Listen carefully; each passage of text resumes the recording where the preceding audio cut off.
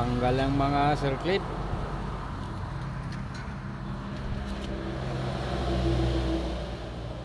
Okay. Ito ay Suzuki Ertiga, no? So share natin to. Bali yung kanyang problema, umusok yung compressor. Dumaan siya dito ng isang araw, no? So tinanggalan ko muna siya ng belt dahil sobrang usok yung plate at saka sa pulley, no? So yung pulley niya ano siya, nagwiggle-wiggle siya or may play. So tinamaan yung coil. So kaya umusok siya, no? Nagkaroon siya ng burnout sa loob. Yan. So ito itong share natin. Panoorin niyo lang hanggang dulo para So gagawin natin, guys, no? I-pull out natin yung compressor. Pull out natin compressor niya para ma-pull out natin yung plate at saka yung pulley para ma-check natin yung shafting ng compressor kung di ba tinamaan ng bearing. Yan. So yan yung ating tuklasin dito.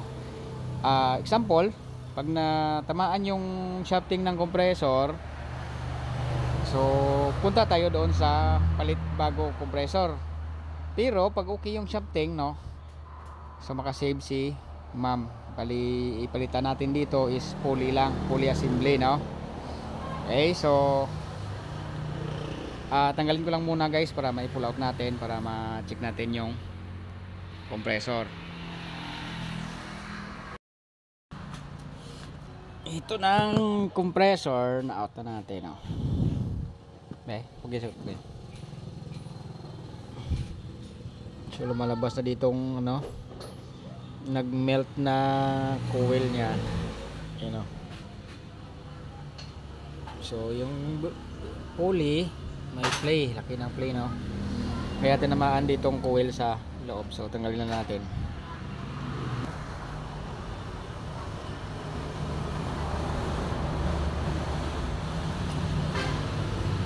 Uy, tanggal ang mga circlip.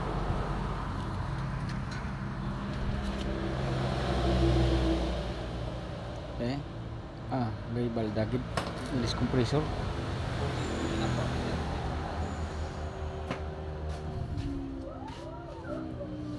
Mukhang papalit tayo ng compressor nito. Okay? Ayan, so tanggal yung mga circlip, putol-putol. Kanyang clip lock. Tapos tingnan nyo, guys, ini bagiwal.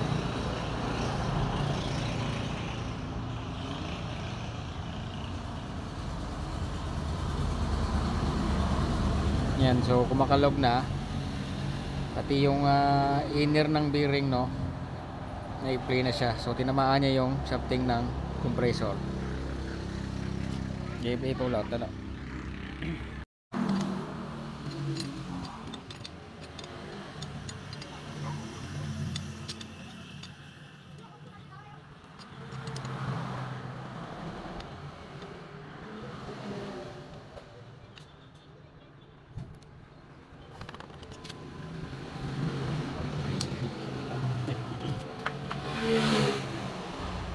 Yan, tanggalin natin yung pulley para makita natin yung shafting.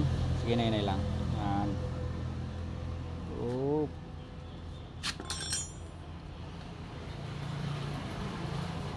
Yun. Sunog na sunog. Lalim na ng kuha na niyo daw. Kuha na yun.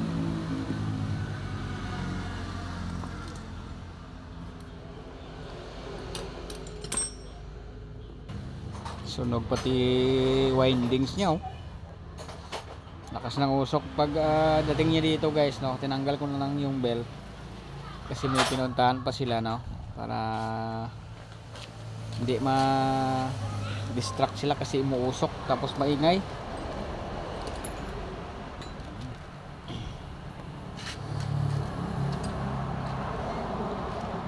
Okay, so update natin yung customer nito, no, kung anong plano niya dito. May last option dito, bali ipa-machine shop, lagyan ito ng slave, then after ma-slave ba, no, pero hindi tayo garantiya, guys, no, kung tatagal siya kasi yung machine shop, no, nakadepende kasi yan kung good yung pagkagawa na hindi siya iikot. So mag ano siya, tatagal siya ng depende guys, no? Hindi natin ma-predict kung gaano siya katagal pag ano, kasi parang last option siya remedyo, gawaan lang ng remedyo, then after nyan palitan siya ng pulley assembly na bago. So kasapin siya natin mamaya kung anong update niya dito.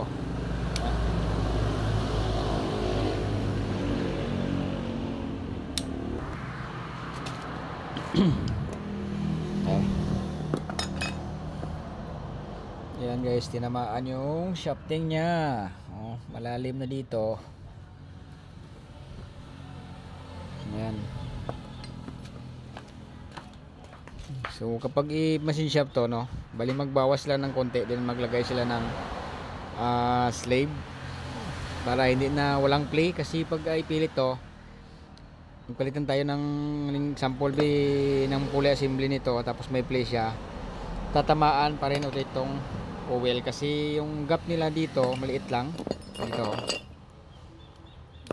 sa pagitan nila, no, maliit siya, no? Yan, di ba? Sobrang liit lang ng clearance, no. Kunting giwang lang ng pulley, sasayad dyan dito sa coil nya, magkaroon siya ng friction ng heat. Yan, hanggang sobrang init na, hindi siya yung coated dito, uusok siya hanggang sirain itong copper. Ang iba guys, ano, tatamaan yung fuse kasi mag-grounded to. So check pa natin to, ang fuse niya after natin to ma-repair. Bearing niya wasak siya, sunog. Okay, so update muna natin kung anong next na gagawin natin dito. Inform muna natin si customer, no, kung okay siya na ipamasin shop to, pasliban, go natin, at least explain natin sa kanya ng mabuti, no, para hindi tayo niya ano. Pero pag bago, mas maganda kasi walang hassle kasi bago na, no. Okay, so balikan ko kayo mamaya. Okay, ito na guys, no. So nagdesisyon lang muna yung owner na machine shop lang daw, kasi sila na lang daw bahala mag-order ng bago just in case error tong ginawa natin. Pero mas maganda yung pagkagawa ng machine shop, oh. Yan, oh. Yan, parang original lang, oh. Ganda, di ba? Ayan, so medyo hapon na, kasi hapon na kuha sa machine shop yung compressor. So kabit natin para matapos na. So ito yung ating ipalit, buksan na natin. Okay, so ito yung ipapalit natin na pulley assembly, no. Ayan, so magkapareho yan sila kasi Ertiga, no. Ayan, so ito yung bago, ito yung na-damage na. Okay, so install na natin to guys, kabit na natin, then salpak na natin doon sa unit kasi medyo hapon na.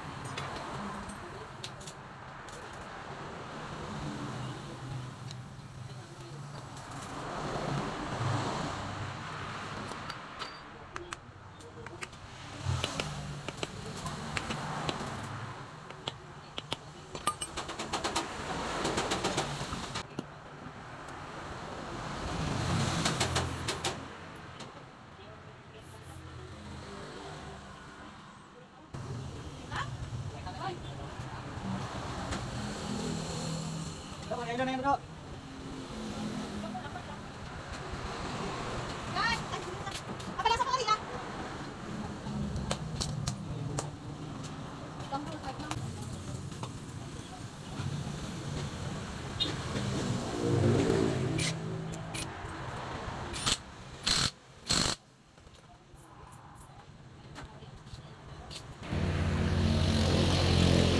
Okay. Yan, so ito na guys, na-symbol na natin.